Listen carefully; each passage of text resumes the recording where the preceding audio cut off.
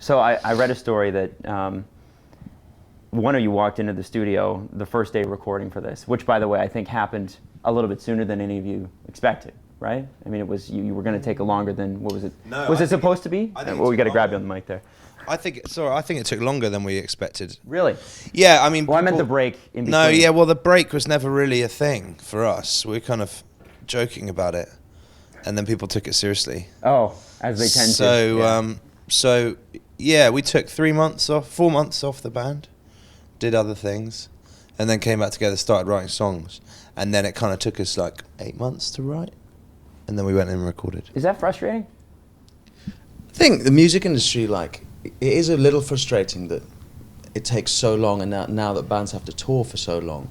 Like, if you look at bands like Elton John or the Beatles, they're putting 3 albums out a year, and it is frustrating to put 1 album out every 3 years, but like, you have to fucking tour it, which you maybe didn't have. Well, maybe you could have then, but I don't know the music industry well enough, but you have to do so much stuff that there is less time for doing those things. And I think now that we had such a good experience making this record, we're definitely going to make more of an effort to get into the studio more often and try and make albums more frequently. Okay. But I think it is a slow the music industry works at a slow pace. Even finishing the record in December, we've got to wait till May to put it out because we've got to like line everything up and like do it right. It's a very slow, that is frustrating. Well, and Marcus, you said it, you guys are all songwriters. You guys are all multi-instrumentalists. When you go into a studio space and it's the 4 of you and you're creating, and you obviously got producers and everything else there, but you know, is it a frustrating process, Winston, when you have that many people with that many opinions and that much talent in a band? Because there's a lot of people that would just, you know, have 1 or 2 members that control everything, write everything, you know, something like that. Is that what it is? Is that what it is? Compromise, like, but that's part of it. That's part of being in a band. Like, we don't have to be in a band, and we can go and do it ourselves.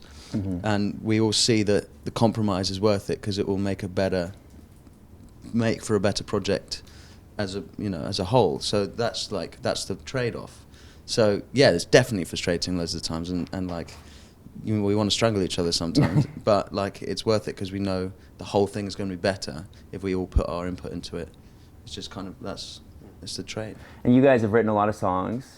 And I don't mean to blow smoke up your ass here, but you've written a lot of songs that mean a lot to a lot of people. You know, you take a song that you guys just, you know, would have written on a napkin or written on whatever, and you know, it's so diametrically opposed to what's happening in the mainstream pop world, and yet you guys come in and you do it the traditional way. You've got a real band with real musicians, and you put real writing behind it. Your words. Well, okay, fair, and I'll own them. But you know, I mean, it's. I mean, you guys are so different, and yet you've managed to find this massive audience. Do you ever pinch yourself? Do you ever think, wow, like this little song that started out and nobody had heard it, now millions of people have, and you know, like, I Will Wait. How many people's wedding song is that? How many people's, you know, that's our song as a couple, you know, like that. Does that ever really kind of sink in for you, or is it just something that it just happened and it's part of your everyday? It's definitely pretty overwhelming. Pretty strange. It's very strange. And then I think it ties into what Marcus was saying earlier about like people like feeling an ownership of the band as well. Like that, on our point of view, is like we have now got a responsibility to like, if we put music out, that it's got to be fucking good. Mm-hmm. And that's quite nice having that bar there that's from the previous song. So I think we're aware of, we're obviously aware because we're playing fucking huge shows that we have that, but yeah, we want to honor it by keep making good music. Well, guys, unfortunately we have to wrap it up. I loved talking with you. I could talk to you for another hour. Honestly, thank you so much for your time, and real pleasure, and good luck with everything. Truly, looking forward to it as a fan. Really looking forward to the new record. Thank you.